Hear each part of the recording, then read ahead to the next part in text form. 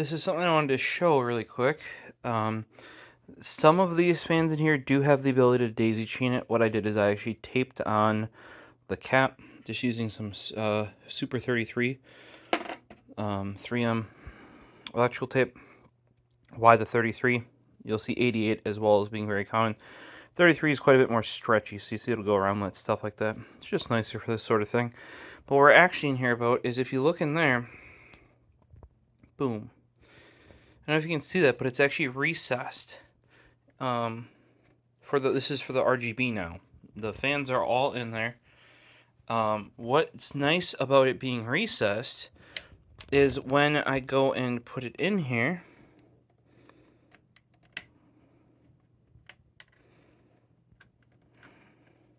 there you go.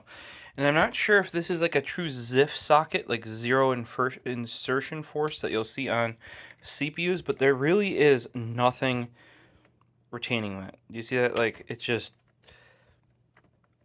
So that's why having this kind of shroud around it that it can sit in and reduce some of that strain is really, really good to see. I mean, and for comparison, for those that haven't seen how RGB headers normally are, we have down over here, there is a analog RGB on the left with the white, and a digital RGB on the right in the gray. At least with fans, if you see there's a clip on them. For these RGB headers, there is no clip. It's just like the friction on the little pins that you plug into that holds it there. They always fall off. So anybody like giving companies crap for hot gluing that on there, in my opinion, no, they're doing that because otherwise it's probably going to arrive unplugged, because there is nothing holding that on there basically. Now I'm debating, do I try and hit that header down here? May or may not be possible, or since I have to make it to the CPU header up here, do I hit one of those two? So, but otherwise, I just really wanted to show you that in this ID cooling hub that does 8 fans and 8 RGB devices, that the one thing really cool that it does is that it recesses these RGB. See, look, the pins aren't sticking up. I actually even have my finger like pushed in, like the meat of my finger is pushed in, and I don't even touch them. They're not even there. So it's recessed quite a bit. Now these RGB plugs are standardized. Like here's a non-daisy channel one. I think this is from the CPU cooler, not one of the additional fans. If you notice, that's the same plug. Now those are Be Quiet, right? However, if we look at the lower fractal fans, essentially the same plug, right? So for this too, I'm just going to tape this off, route that one over there, clean up the extra cable.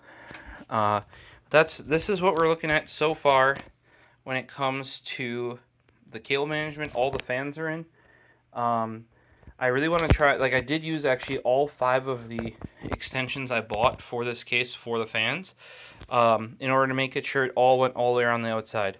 I do have actually a whole bunch of extensions for RGB, and I will for sure, unless I want it to look nasty probably, have to do it, maybe not.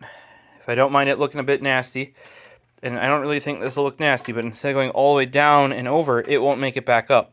But it looks like I could just go here. I would like to try to avoid using RGB extensions, if at all possible, because like I just showed you, the connectors don't really stay together.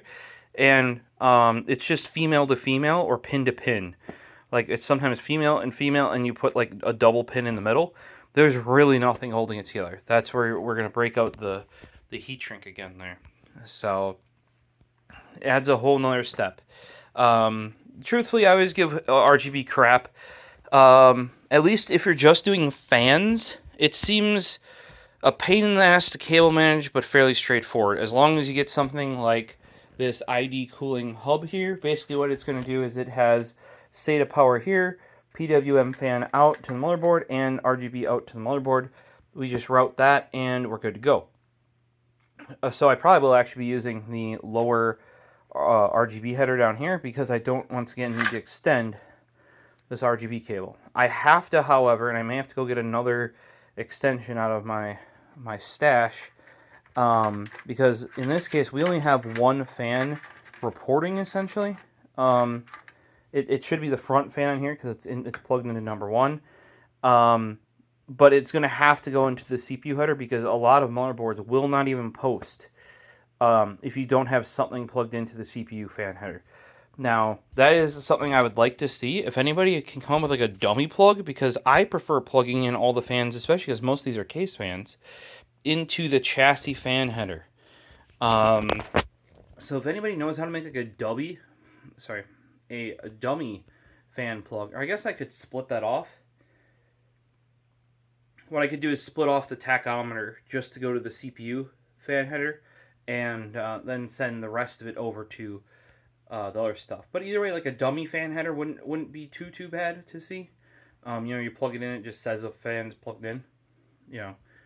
But I don't know if I have the time really here this time. But what you could do is take, because that's a PWM. Because the hub provides power and everything. Even though it has 4 wires, realistically the ones that matter are tachometer and PWM at this point. What you could do is split off, like basically use a reversed fan splitter. Like instead of one male plug going to 2 female plugs, you're going to have one female plug going to 2 male plugs.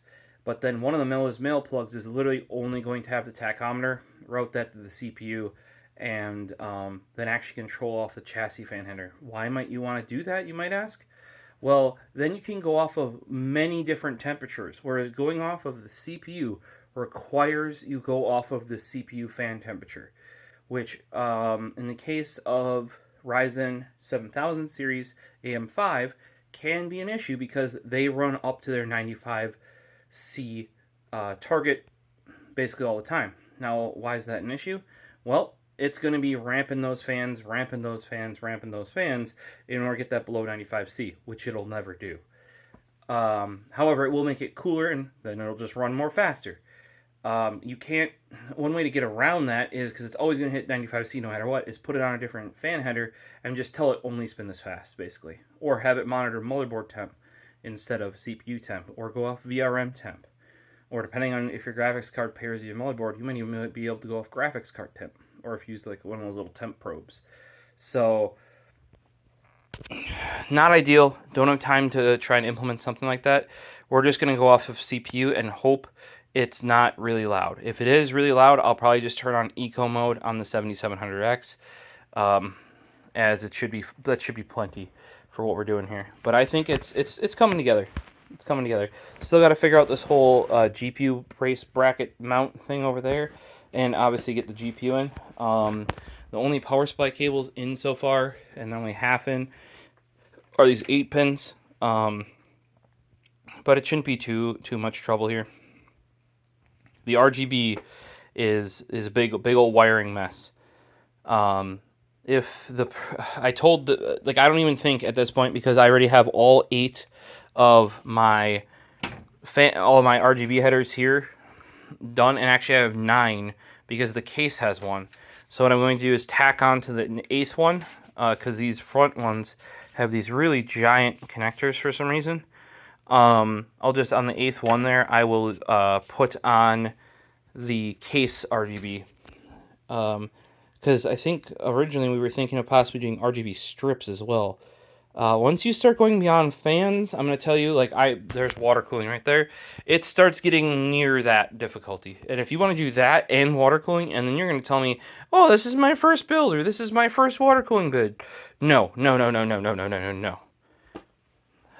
I don't want to dissuade you really, but I kind of do, because it is going to be a pain in your buttocks. Like a complete pain.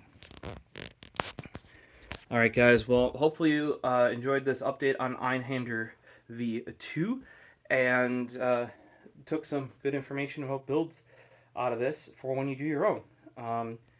This is why I do custom builds for people, is this person, like I said, they wanted RGB. So every piece in this that I put in, if there was an RGB version, they got an RGB version. Alright guys, see you in the next one. Hit subscribe if you want to see more. Peace.